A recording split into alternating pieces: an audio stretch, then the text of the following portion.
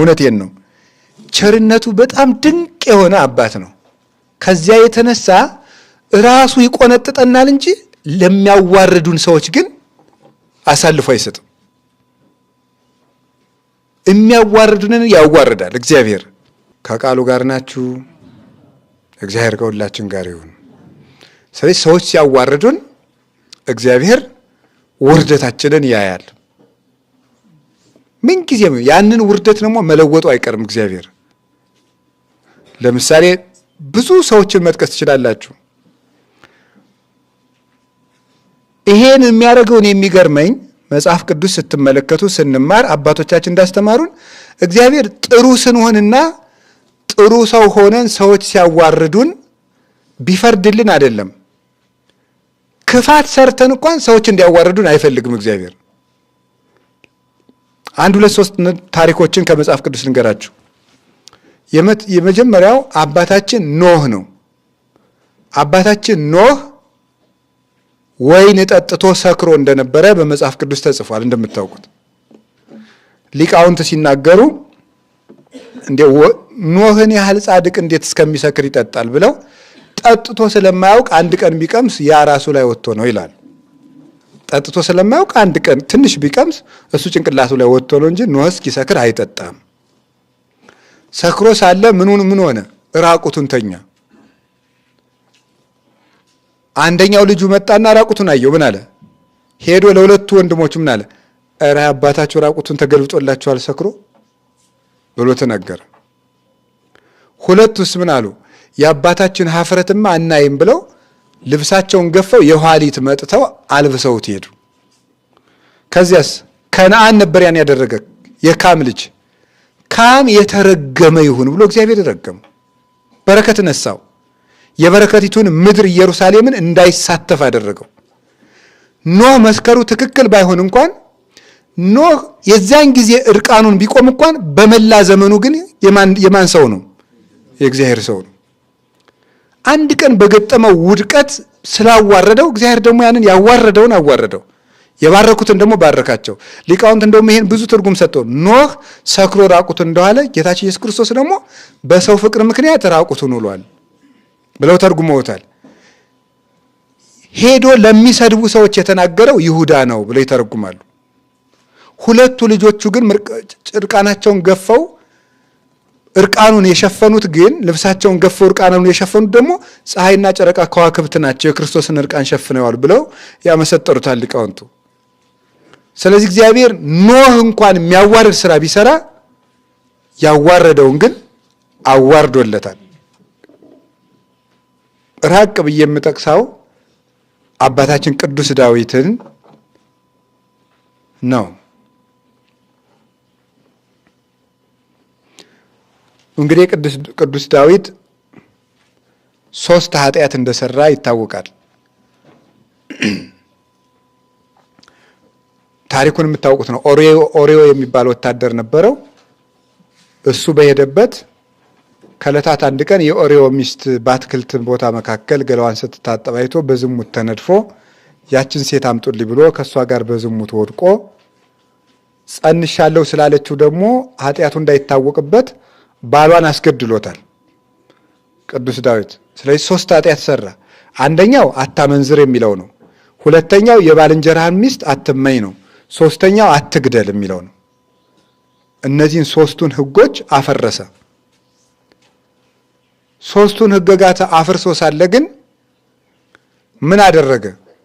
የገዛ ልጁ ጠላት ሆኖ ተነሳበት። ማን? አቤሴሎም።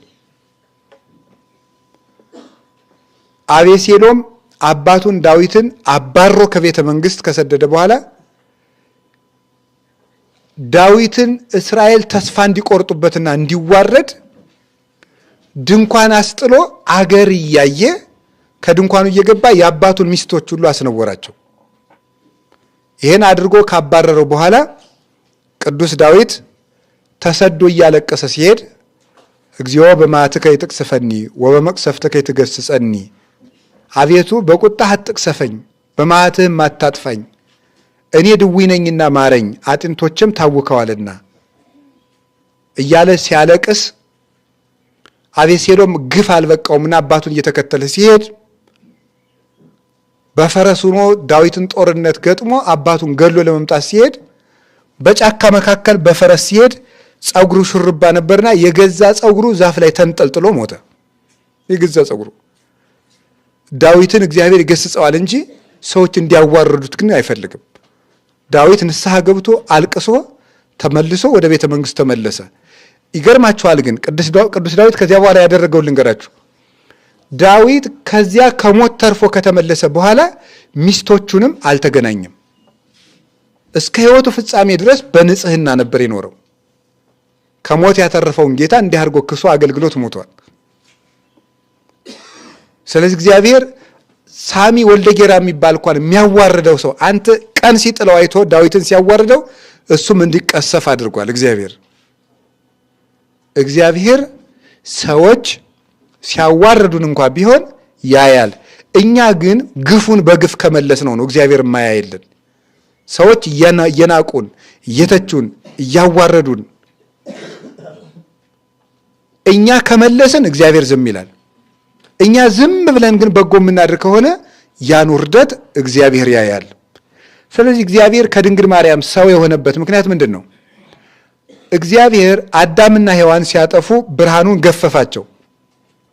ያ ቅጣት በበቃ ነበር። አጋንንት ግን ማላገጥ ጀመሩ፣ በሰው ልጆች ላይ መቀጻጸፍ ጀመሩ። እግዚአብሔር ንፉግ ሆኖ ነው እንጂ ለጋስ ቢሆንማ ኖሮ እንዴት የአንድ እንጨት ፍሬ ይከለክላችሁ ነበር እያሉ አዳምና ሔዋንንም ቀለዱባቸው። መሳቂያ መሳለቂያ አድርጓቸው፣ አዋረዷቸው። እግዚአብሔር የአዳምን ውርደት ተከትሎ አይቶ መጣና ምን አደረገ? እኔ በለስን አትብሉ ያልኳቸው ፍቅርን ለመግለጽ ነው እንጂ እንኳን በለስ ስጋዬን እንኳን የምሰጥ ለጋስ ነኝ አለና አጋንንቱን አዋርዶ ለአዳም ደግሞ ልግስናውን ገለጸለት። ይሄ ውርደታችን አይቶ መጣ የተባለው ለዚህ ነው። እግዚአብሔር ምን ቢቆጣን እናንተም እንደዚህ አይቃጣችሁም? የፈለገ ቢሆን እንደው የምትወዱትን ሰው ተቆጣችሁ የርኩስ ምን ብትሉ ሌላ ሰው መልሶ ግን ሲሰድበው ከፍቷችሁ አያውቅም? ይኸው እንደዚያ ነው። እግዚአብሔር እንደዚያ ነው። እሱ ይገስጸናል፣ ይቀጣናል እንጂ ለሚያዋርድ ግን አሳልፎ አይሰጥም። ይሄ እግዚአብሔር የሚያደርገው ነው። የእግዚአብሔር አሰራሩ ይሄ ነው። ሰዎች ሲንቁን አትርፈው ሲተውንም እንደዚሁ።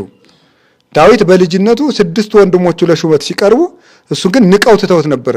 ጌታ ግን ቁመተ ረጃጅሞቹን ወንድሞቹን ትቶ አጭሩን ትንሹን ብላቴና በሜዳ የተረፈውን ዳዊትን አምጥቶ ሹሞታል።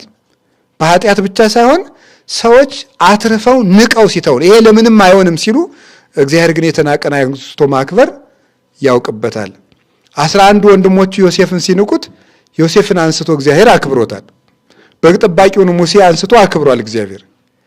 እንዲህ እንዳሁን ፈርዖን ባህር ውስጥ ከመወረውራቸው ሕፃናት አንዱ መጥቶ እኔን በባህር ውስጥ ጥሎ እስራኤልን ወደ አሻግሮ ከነዓን ያገባል ብሎ አስቦ ያውቃል? እንዴት ብሎ ሊያስብ ይችላል? ባህር ውስጥ የጣለው ሕፃን አድጎ ንጉሱን ባህር ውስጥ ይጥላል ብሎ ማን ሊያስብ ይችላል? እግዚአብሔር ሲሰራ እንደዚያ ነው። በእስራኤል ላይ ፈርዖን ሲቀጻጸብ ወይም ሲሳለቅ እግዚአብሔር ደግሞ በፈርዖን ላይ ተሳለቀበት። ላንተ ሰረገላና ፈረስ አያስፈልግህም፣ እንጨት ብቻ ባህር ውስጥ ወርውራ ትጥላለች ብሎ በሙሴ እንጨት በትር ብቻ ባህር ውስጥ ወርውሮ ጣለው። እግዚአብሔር እንደዚህ ይሰራል። ወዳጆቹን ይቀጣል ሲኩራሩባቸውና ሲረግጧቸው ግን አይወድም። እና እግዚአብሔር ለሚያዋርዱን ሰዎች አሳልፎ አይስጠን። እሱ ብቻ ይገስጸን፣ እሱ እንደ አባትነቱ ይቅጣን። ለጨካኝ እጅ ግን አሳልፎ አይስጠን መድኃኔዓለም።